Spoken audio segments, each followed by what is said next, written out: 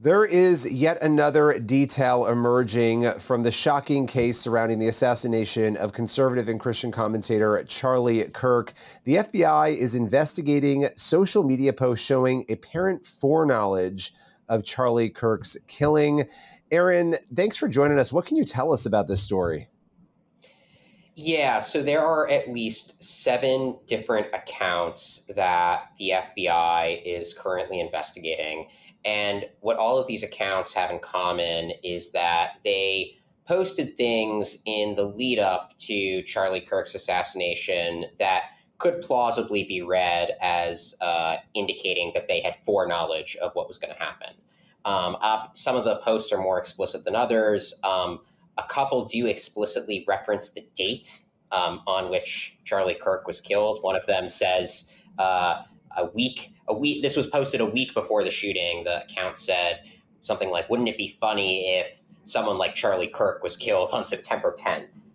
Right? I mean, it's just very oddly specific. We really don't know who these accounts belong to, except that many of them appear to be transgender or part of some kind of LGBT subcultures. That seems to be the thread that links a lot of them together. Beyond that, we don't know much, and it could be a dud, but certainly it's the posts are eerie at the very least, and they're apparently sufficiently eerie that the FBI is taking a look at them.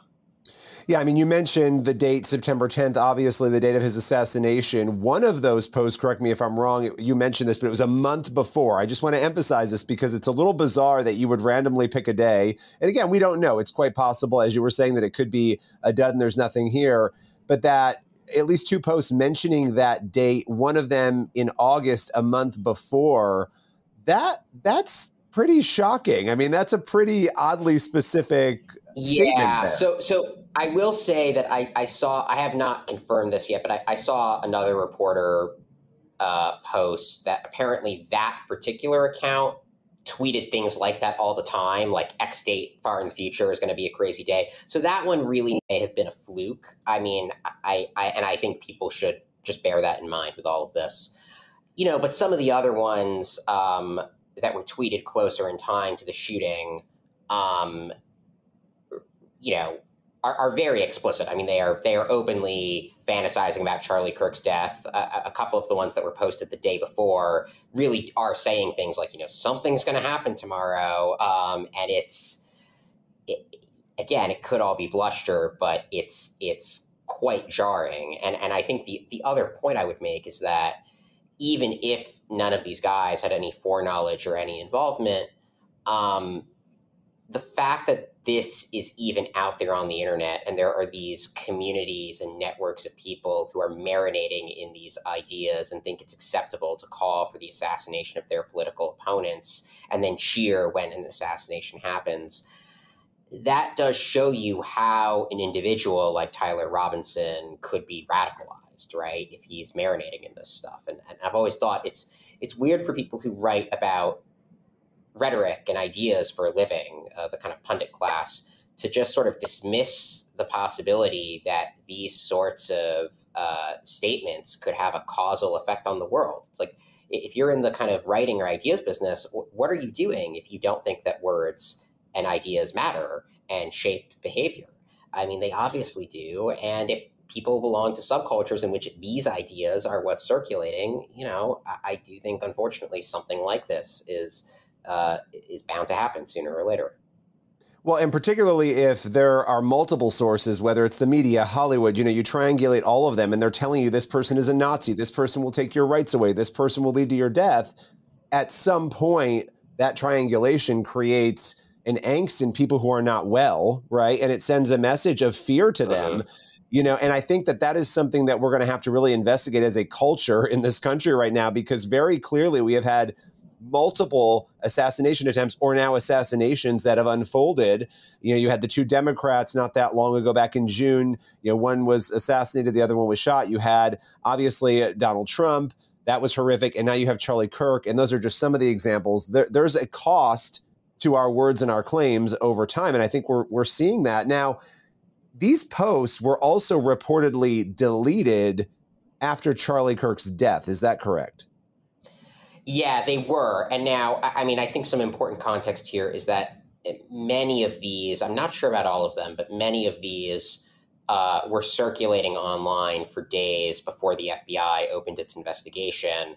My understanding is that the FBI didn't just receive screenshots, but they received archived copies of the posts. So the posts have, in effect, been authenticated. Like, we know that these screenshots are real, and they really did post this stuff. Now, look, of course, they might have just deleted it. In fact, it's probably the most likely explanation is they just deleted it because they were suddenly getting all this attention from random people online and thought, hey, I'm going to shut down my account.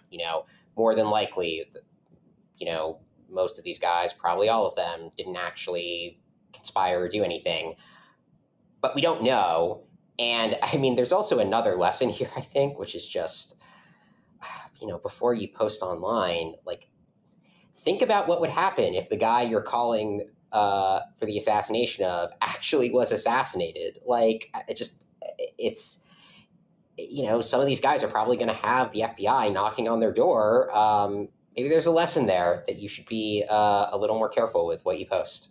Or, be a human being. I mean, it's so remarkable to me that we have to talk about this in the context of, hey, let's not talk about people's assassinations, right? That this has to actually be a new standard that we have to set, because it's apparently normal to some people to not only talk about it online, but to relish in it after it happens. And that, to me, that was not on my bingo card, that we would be at this place culturally where it would be this toxic.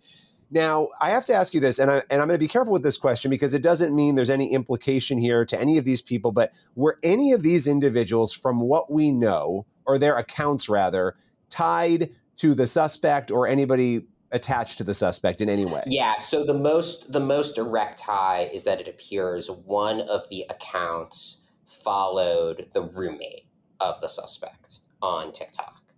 Now, again, right, that could easily be a coincidence, and we should, avoid rushing to conclusions. But it does seem like at least one of them had some tangential tie. And I mean, again, I think the broader point is that Tyler Robinson was clearly in a kind of online ecosystem where he was only 1 or 2 degrees of separation removed from people who felt comfortable posting that Charlie Kirk should be assassinated and that their political enemies deserve to die. Right? These are clearly the waters he was swimming in. So if nothing else, I do think it kind of it provides a window into the social media cesspool that probably played a role in radicalizing him. Well, and that one of the posts, apparently after Charlie Kirk, minutes after, was pronounced dead, read, "We expletive did it." And I mean, that is just, I mean, it's just incredibly shocking to me that human beings in 2025 would behave this way. But yet here we are. Before we go, how did this story come on your radar? I mean, I can't really comment on sources, but, I got a tip and followed it up. That's all I wanted to know. Well, perfect. Well, thank you. I appreciate you taking the time, breaking it down. Thanks for joining us today. Yeah, thank you.